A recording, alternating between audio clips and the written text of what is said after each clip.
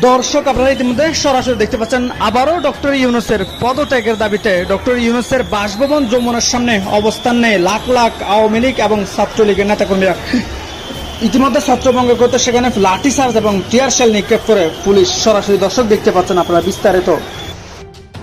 আসলে শিক্ষার্থীদেরকে ধাওয়া দিয়ে এগিয়ে যাচ্ছে শিক্ষার্থী। আপনারাই তো 2 নম্বর শক্তি। 1 নম্বর শক্তি আওয়ামী লীগ, সবাই জানে। 2 নম্বর শক্তিকে বিএনপি। কে না জানতো আওয়ামী লীগের পতনের পর এই বিএনপি দেশ চালাবে? পাগলও জানতো, জানেন, রাস্তার যে পাগল সেও জানতো। কিন্তু আজকে যায় ওই পাগলকে জিজ্ঞাসা করেন, এই পাগল তুমি বলো তো আগামীতে কি নির্বাচনে বিএনপি আসবে? পাগল দেখবেন নাচতে নাচতে বলবে ওনারা নির্বাচন পিছাবে। লন্ডনের মাসে তারেক রহমান বিএনপিকে চালানোতে সম্পূর্ণ ব্যর্থ এবং বিএনপির উপরে ওনার কোনো নিয়ন্ত্রণ নাই। যার বিএনপি চালাচ্ছে হচ্ছে বাংলাদেশে বসা ভারতের রয়ের গোয়েন্দা যেসব এই আমির খসরু, সালাউদ্দিন, এই বুড়া দুরা শয়তান গুলাম মিলে এরা হচ্ছে বিএনপি চালাচ্ছে। ডক্টর মোহাম্মদ ইউনূস বজ্র কঠিন সিদ্ধান্তে আছেন। একমাত্র আল্লাহ ছাড়া এই নির্বাচনকে ঠেকানোর মতন ক্ষমতা বাংলাদেশের কোনো রাজনৈতিক দলগুলো নেই। ঠিক এমন হার্ড লাইনে ডক্টর ইউনূস চলে গেছেন। কেন? সাম্প্রতিক পরিস্থিতি, দেশের বিভিন্ন ঘটনার প্রেক্ষাপট অথবা রাজনৈতিক দলগুলোর পাল্টাপাল্টি অবস্থান, পিআর, জুলাই সনদ, দেশি বিদেশি চাপ, এনসিপি যেমন ডক্টর মোহাম্মদ ইউনূসরে নানান ধরনের কটূক্তি করছে, বিএনপি এই মুহূর্তে কিছুটা পজিটিভ আছে, অনলাইনে ওনাকে নিয়ে আলোচনা সমালোচনা চলছে। তো সবকিছু মিলাইয়া এই সরকারের যে স্টেবিলিটি সেটা কিছুটা নষ্ট হয়ে গেছে। সুপ্রিয় দর্শক মন্ডলী, আসসালামু আলাইকুম ওয়া রাহমাতুল্লাহ। আশা করি সবাই ভালো আছেন, সুস্থ আছেন। স্বাগত জানাচ্ছি আমাদের আরেকটি নতুন ভিডিওতে। সুপ্রিয় দর্শক মন্ডলী, ভিডিওর থাম্বনেল, টাইটেল, ভিডিওর কিছু অংশ বিশেষ দেখে আপনারা ইতিমধ্যে উপলব্ধি করতে পারছেন আজকের ভিডিওটি কতটা গুরুত্বপূর্ণ। সুপ্রিয় দর্শক মন্ডলী, বর্তমান রাজনীতি আলোচনার প্রেক্ষাপটে বেশ কয়েকটি গুরুত্বপূর্ণ ভিডিও, বেশ কয়েকজন রাজনৈতিক ব্যক্তিত্ব, বড় বড় ইউটিউবারের বক্তব্যের সমন্বয়ে আজকের এই ভিডিও। সুপ্রিয় দর্শক মন্ডলী, এক মুহূর্ত না টেনে সম্পূর্ণ ভিডিওটি দেখার জন্য আপনাকে অনুরোধ জানাচ্ছি। তাহলে চলুন আমরা কথা না বাড়িয়ে সেই সম্পূর্ণ বিস্তারিত আলোচনার দিকে মুভ করি। তার আগে আপনাদের প্রতি আমাদের একটা ছোট্ট রিকোয়েস্ট, যারা আমাদের চ্যানেল এখনো নতুন, চ্যানেলটি সাবস্ক্রাইব করে লাইক করে শেয়ার করে আমাদের সাথেই থাকুন। দর্শক, আপনারা ইতিমধ্যে সরাসরি দেখতে পাচ্ছেন আবারও ডক্টর ইউনূসের পদত্যাগের দাবিতে ডক্টর ইউনূসের বাসভবন যমুনার সামনে অবস্থান নেয় লাখ লাখ আওয়ামী লীগ এবং ছাত্রলীগের নেতাকর্মীরা। ইতিমধ্যে ছত্রভঙ্গ করতে সেখানে লাঠিচার্জ এবং টিয়ার শেল নিক্ষেপ করে পুলিশ। সরাসরি দর্শক দেখতে পাচ্ছেন আপনারা বিস্তারিত। আসলে শিক্ষার্থীদেরকে ধাওয়া দিয়ে এগিয়ে যাচ্ছে শিক্ষার্থী। লন্ডনের মাসে তারেক রহমান বিএনপিকে চালানোতে সম্পূর্ণ ব্যর্থ এবং বিএনপির উপরে ওনার কোনো নিয়ন্ত্রণ নাই। যার বিএনপি চালাচ্ছে হচ্ছে বাংলাদেশে বসা ভারতের রয়ের গোয়েন্দা যেসব এই আমির খসরু, সালাউদ্দিন, এই বুড়া দুরা শয়তান গুলাম মিলে এরা হচ্ছে বিএনপি চালাচ্ছে। বিএনপি তো পৃথিবীতে একমাত্র দল যে নির্বাচন বর্জন করায় এখন তারা ডক্টরেট। তারা গত 16 বছর নির্বাচন বর্জনই করেছে। আবার তাদেরই কিছু কিছু ওই কি যেন রুমিন ফারহানার মতো লোকজন কিন্তু আবার ঠিকই নির্বাচন অংশগ্রহণ করে দল নির্বাচন বর্জন করেছে। আবার কিছু লোক কিন্তু নির্বাচনে, হাসিনা নির্বাচনে গিয়ে পয়সা করে খেয়ে আবার সংসদেও বসেছে। তো মুনাফিকি আমরা এসব দেখেছি। 16 বছরে শুধু হ্যান করেন ত্যান করেন, সকালবেলা ডাক দিয়ে সন্ধ্যার সময় সারা বাংলাদেশের লোক ঢাকা শহরে একত্র জড়ো করে সন্ধ্যার সময় এই মির্জা ফখরুল বলেছে সবাইকে বাড়ি চলে যেতে। তারপরে আওয়ামী লীগের নির্দেশেই চলেছে।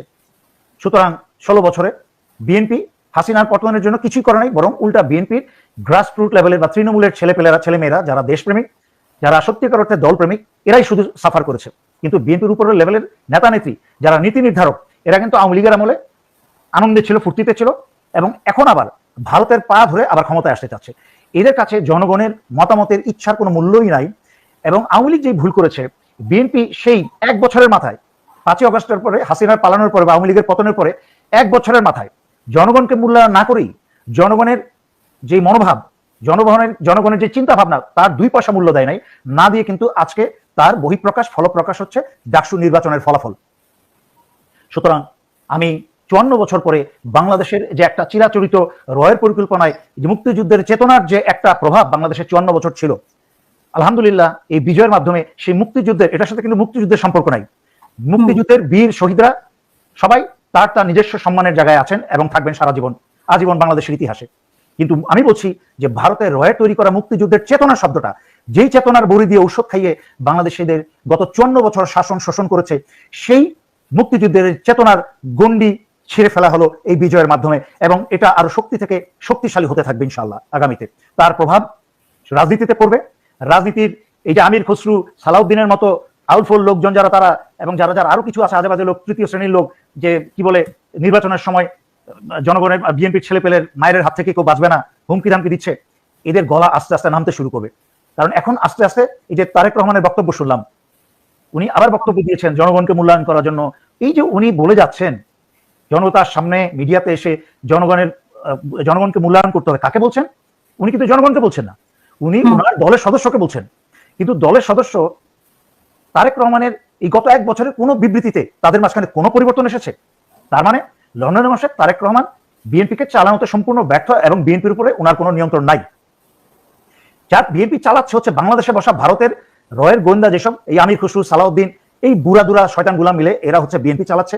বিএনপির ছেলে মেয়েদেরকে এরাও দাবিয়ে রেখেছে। কিন্তু বারবার বিএনপির তৃণমূলের ছেলে মেয়েদেরকে বলেছি যে তোমাদের ছাড়া এইসব নেতারা শক্তিহীন, এদের কোনো শক্তি নাই, তোমাদের বিএনপি দল ছাড়তে হবে না, তোমরা বিএনপি করো। কিন্তু বিএনপি নেতাদের চাপে ধরো, গলাটা চেপে ধরো, বলো যে আপনারা পরিবর্তন না হলে আমরা আপনাদের কোনো কথা শুনবো না। এই মারামারি, কাটাকাটি, একদল আরেক দলকে গালিগালাজ, এইসব নোংরা প্রতিযোগিতা বন্ধ করতে হবে। সাদিক কায়েম যদি পাশ করেছে, তাকে সাধুবাদ জানিয়ে একটা ফুলের মালা নিয়ে বিএনপি মির্জা ফখরুল যেতে পারতো, তার সাথে ইয়াংকো একটা সোহেলের মতো নেতারাও যেতে পারতো, গিয়ে সাদিক কায়েমকে বা ঢাকা বিশ্ববিদ্যালয়ের ছাত্র দলের যেসব নেতা আছে, ওই ভারতের গণেশ ফণেশ ছাড়া বাকি যারা আছে, এরা যদি একটা ফুলের মালা নিয়ে সাদিক কায়েমকে কি বলে সাধুবাদ জানাতো, তাহলেও কিন্তু এইরকম একটা বিরাট বড় দামামা ঢাকঢোলের মাঝখানে কিন্তু মানুষের মনটা একটু নরম হতো যে বিএনপির চরিত্র সামান্য তো পরিবর্তন হয়েছে, আশা করা যায় আর বড় বড় পরিবর্তন হবে ইনশাল্লাহ। কিন্তু ওনারা এই সুযোগটাকে কাজে না লাগিয়ে আরো পচিয়ে ফেললো বিএনপিকে।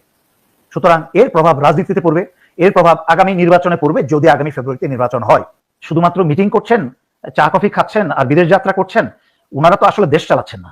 ওনারা এনজিও একটা সরকার গঠে, শুধু বাংলাদেশের সরকারের হাজার হাজার কোটি ওই যে কি বলে ফরেন রেমিটেন্স যোদ্ধারা, ওরা টাকা পাঠাচ্ছে আর ওনারা বসে বসে মজা মারছেন একটা সময় নিয়ে, পশ্চিমাদের কথায় চলছেন, পশ্চিমাদের নীতিতে চলছেন।